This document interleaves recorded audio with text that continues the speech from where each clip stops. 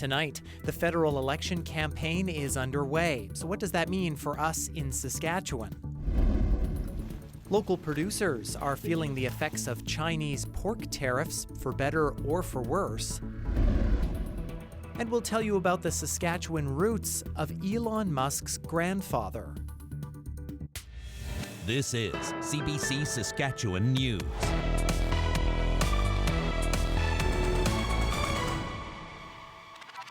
It is Monday, March 24th, and the CBC Saskatchewan News starts right now. I'm Ethan Williams. Thanks for joining us. Canada is now into a federal election campaign. Liberal leader Mark Carney met with Governor General Mary Simon Sunday, with Election Day scheduled for April 28th. Alexander Kwan brings us an overview of how things could play out in Saskatchewan. A federal election is on the way. So what does that mean for Saskatchewan? The province is a reliable base of support for the Conservative Party. Since 2019, Conservatives have held every one of the province's 14 ridings. One expert says he considers Saskatchewan to be the country's most conservative province. There are pockets of Edmonton and Calgary that are hospitable territory for the Liberals and the NDP. It is not clear that those same pockets exist in Saskatchewan. Even though the NDP swept Regina and almost all of Saskatoon in last fall's provincial election, the experts we spoke with don't expect a similar outcome federally. So we look blue federally, actually look bluer federally than we do green provincially. This will be the first election since the boundaries of Saskatchewan's ridings were updated in 2022. Those changes are not expected to affect the Sea of Blue, except for in one riding. Desnethe Mississippi Churchill River is now believed to be in play for the Liberals and the NDP. Kind of the projections based on what would have happened in 2019 and 2021 if the riding had the boundaries it had now, is that it would have voted NDP in 2019 and Liberal in 2021. So that riding gets really interesting, largely because the boundary changes have taken substantial numbers of Conservative voters out of that riding. This election now looks much different than it could have looked just a few months ago. And that's all due to one thing. Had we gone in the fall, the question would have been cost of living and affordability and that bundle of issues. Now it's the much more existential question of who's better to deal with Donald Trump and tariffs. And although this is not the carbon tax election Conservative leader Pierre Poilievre wanted, experts believe the issue will still play a role in a resource-heavy province like Saskatchewan. Regardless, they say, Saskatchewan will likely remain a Conservative stronghold. Alexander Kwan, CBC News, Regina. And dates have been announced for two federal leaders' debates. The French debate will be held on April 16th, with an English debate on April 17th. Longtime TVO journalist Steve Paikin will host the English language debate, and Radio-Canada's Patrice Waugh will host the French language version. And now people living in that northern Saskatchewan riding you heard about there have the campaign on their minds. For many, cost of living and transportation are big issues. Well, for people in Fond du Lac, for example, they really want an all-season road. So that's kind of priority for them. Freight's even more expensive for them over there. Yeah, I guess cost of living could come down a bit if the government could maybe subsidize some of the freight up here. Like as you'll see, we have probably some of the most expensive milk and eggs in the whole country. They complain about the egg prices in the States, but our eggs are always probably 3-4 times more than theirs are right now. I mean, you just bought a few things here, but it's probably still pretty expensive. Like all these came up to like $106. Like it's not like it's not even the bag full. So are a lot of people here worried about the cost of food? Oh, for sure. Grain farmers in this province are also keeping an eye on what happens in this election. The head of Saskatchewan's Wheat Development Commission says for the first time in a long time, surveys show farmers' biggest source of stress isn't the weather, it's government policy. We need to reduce regulatory burdens. We need to ensure science-based policy outcomes. We need investment in plant breeding and infrastructure. Not spending on ad hoc environmental programs that only benefit a few. We have very good research now in Canada showing that we're one of, if not the most sustainable producer of agricultural goods in the world. Worrying about trying to, reduce emissions from different things might have some benefits, but in the world we're living in today, this should not be our priority. And a global trade dispute is hitting close to home for Saskatchewan pork producers. China has imposed a significant tariff on Canadian pork products. And while large producers will take a hit, one Saskatchewan farmer says he's seen a boost in local demand. Jeffrey Tram has more. At King of Duck restaurant in Saskatoon, staff are preparing for the day's service. Their most popular meat? Pork.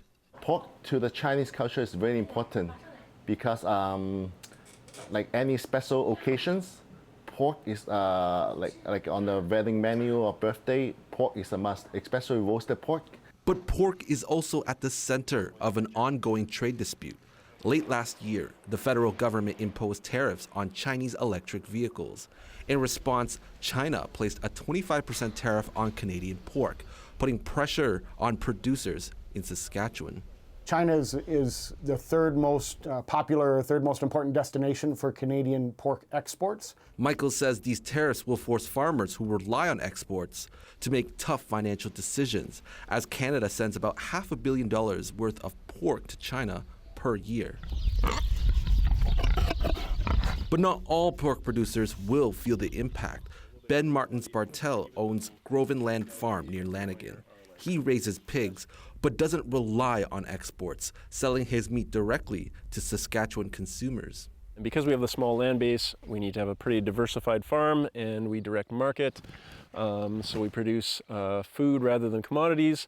Bartel says he's seen a demand increase since the tariffs came into effect. I've had a lot of calls, a lot of emails, and of course with pigs it's sort of an 8 or 9 or 10 month turnaround to increase production. So I have more interest in my products than I have supply. Bartel thinks the best way for the pork industry to weave through uncertain times is to have a better balance of small, medium, and large operations so that the Canadian industry isn't at the mercy of international markets. If you can have a mix of different operations and have operations that exist within those various scales, they'll be much more resilient. Amidst the political tension with the United States and China, Bartel says he's optimistic about consumers being more conscious of choosing local. Building on that sort of that relationship between the agriculture that happens right here, essentially we're your neighbors, and supporting your neighbors is good for us. It's going to be good for all of us. Jeffrey Tram, CBC News, near Lanigan. Saskatchewan beer drinkers will have more options at the liquor store after all. The provincial government announced Monday it will be changing its rules on U.S. beer. Earlier this month, Premier Scott Moe announced the Saskatchewan Liquor and Gaming Authority would stop selling U.S.-branded alcohol. That was in response to U.S. tariffs. But as we told you last week, that led to some pushback from the restaurant industry in the province. They say while some alcohol brands might be American-owned, their products are produced here in Canada by Canadians. It was about being in alignment, but it also showed us, the harm that, potentially tariffs could bring. Tariffs aren't good for anyone, and moving forward in this trade war, we want the tariffs to stop. It was about signaling that it's time, we need the tariffs to stop. The move puts Saskatchewan in alignment with other provinces that have shifted to a ban on American-produced alcohol. In total, 54 Canadian-produced U.S. brands will return to store shelves. 2 library branches in Saskatoon have temporarily shut their doors. Staff say they're tired of people using library spaces as a place to use drugs. The closures affect the Francis Morrison Central Branch and the Dr. Frida Ahenakew Branch on 20th Street. Holds pickups will resume April 13th, but regular service won't resume until April 21st. SPL says staff have responded to at least 48 overdoses this year alone, and they're too burnt out to keep doors open anymore. The union representing library workers says overdoses will keep happening unless a change is made. But when the month ends, nothing's different. Unless somebody steps up and does something to help these people, it's going to keep happening. Library workers aren't first responders. They shouldn't have to deal with medical emergencies. They shouldn't have to deal with violent people. They should be there to help people read, find books, find information, learn to write a resume. During question period Monday, the minister responsible for mental health and addictions pointed to money in the latest budget, which will go toward funding 500 addiction recovery beds. Just like a huge honor to be able to be recognized for all my hard work over the years and to be part of this group receiving the medals today. Saskatoon track and field Olympian Michelle Harrison, among many others honored in Saskatoon Monday. They received the King Charles III Coronation medals at a ceremony at TCU Place. Others honored included Paralympic swimmer Nikita Enns and Humboldt Broncos bus crash survivor and para-rower Jacob Wasserman. Another medal ceremony will be held in Regina later in the week. Stay with us. We have more news after the break.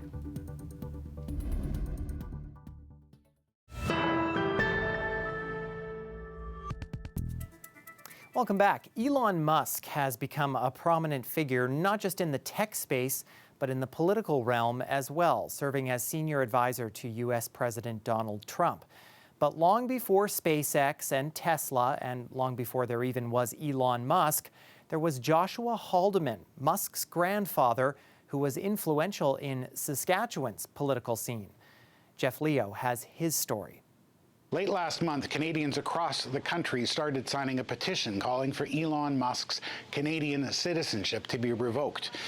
They're angry that he's been supporting President Donald Trump and his call for Canada to be the 51st state. In response to a post on X about that petition, Musk wrote, quote, "Canada is not a real country." Also, a few weeks back, when then Prime Minister Justin Trudeau posted that Canada would never be part of the United States, Musk replied, "Girl, you're not the governor of Canada anymore, so it doesn't matter what you say." While Elon Musk's ties to Canada may be a bit strained right now, his roots here in Saskatchewan actually go down quite deep. So this is kind of a crazy story. It surrounds this man, Joshua Haldeman. This is Elon Musk's grandpa, his mom's father. Just like Musk, his grandpa was very involved in politics throughout his life.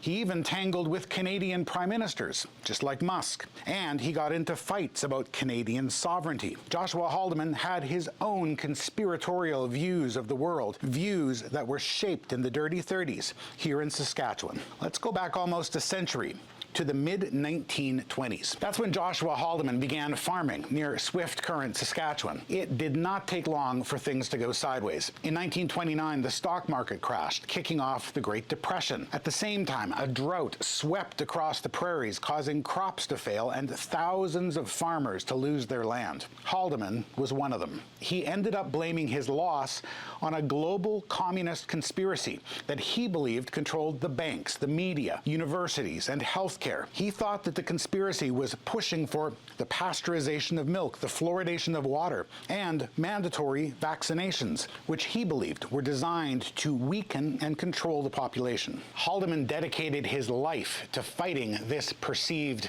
conspiracy. That drove him into the political world. First, he joined a socialist movement that was calling for the eradication of capitalism. A couple years later, he shifted to another movement called Technocracy Inc. That group wanted to eliminate political parties and politicians and have a government run by engineers and scientists. He was a true believer. At one point, he was even arrested for his support of this movement. But then Haldeman abandoned technocracy because he believed it had taken a dark turn. In 1940, technocracy argued that the United States should take over Canada and Greenland by purchase, negotiation, or force of arms. It wanted to create a powerful new entity called the Technate, its vision for a strong and isolated American continent. In an article in a Canadian magazine, Haldeman called technocracy a scientific Frankenstein, and he warned it was conspiring against the British Empire.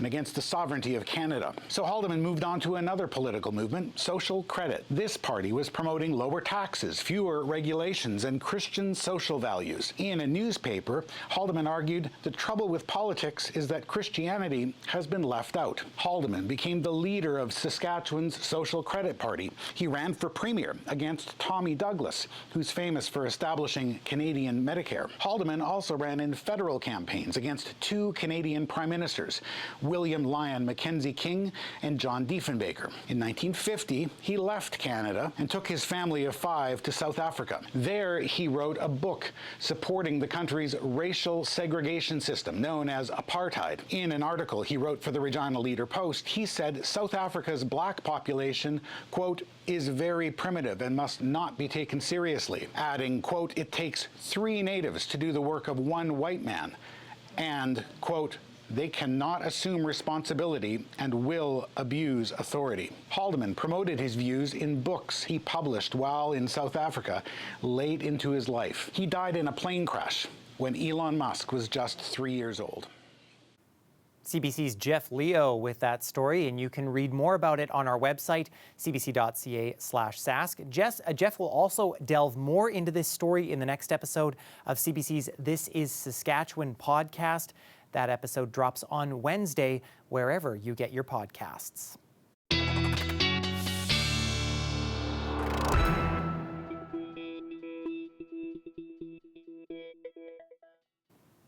Well, we are starting this week with some pretty nice weather across the province, and another nice one temperature-wise especially, but that does not mean that we are done with winter. Weather specialist Riley Lachuk joins us now with a look at the forecast. Hi, Riley.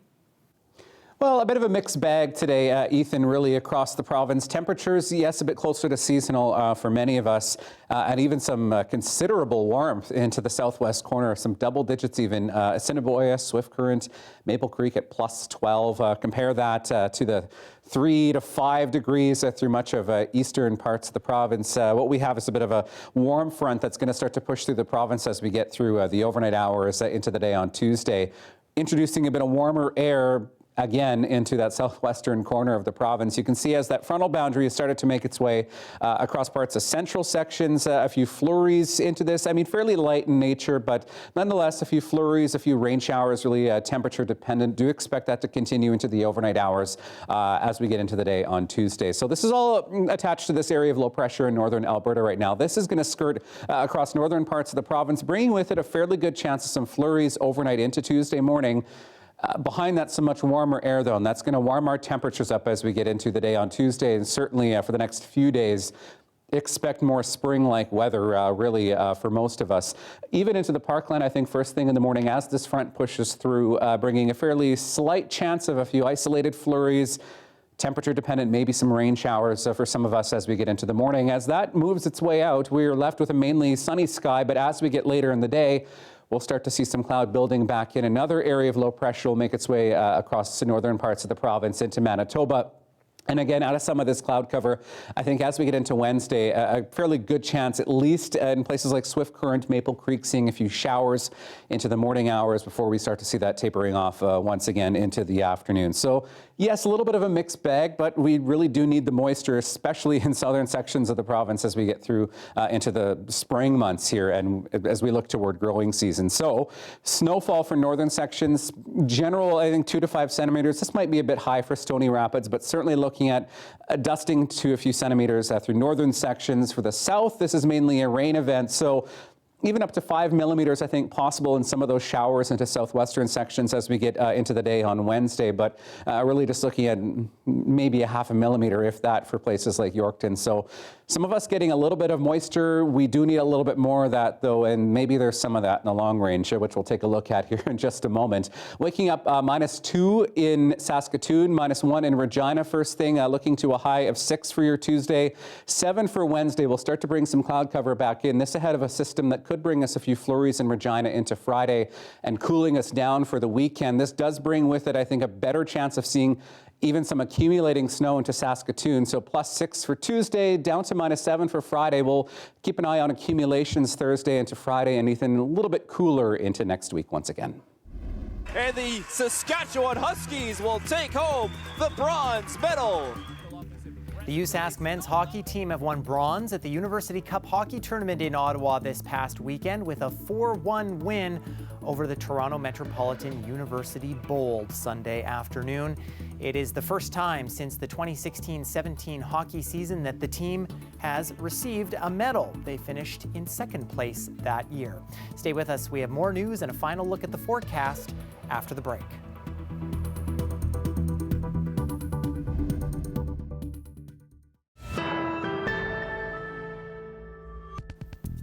Welcome back. The Men's World Curling Championship kicks off Saturday in Moose Jaw. It is the last qualifier before the 2026 Winter Olympics.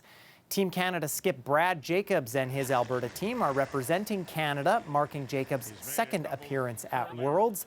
Regina's Ben Hebert is playing with Jacobs on Team Canada. He says he's thrilled to play at home to represent his country on the world stage. It's going to be pretty special.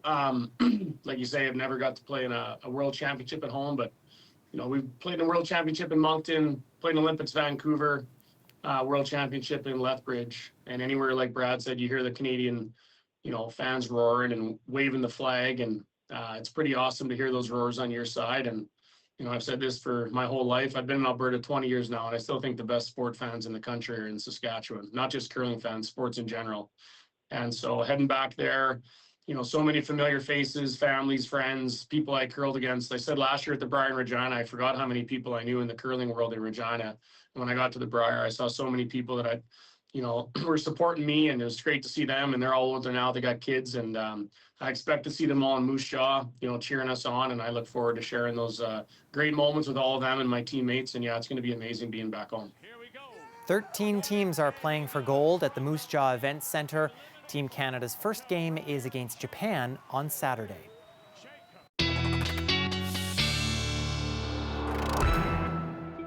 All right, so some cloud cover as we head overnight into Tuesday morning. Temperatures staying pretty close to freezing, actually, as that warm front pushes through across the province overnight into the morning hours. So Maple Creek, Leader, Swift Current could see a few showers overnight.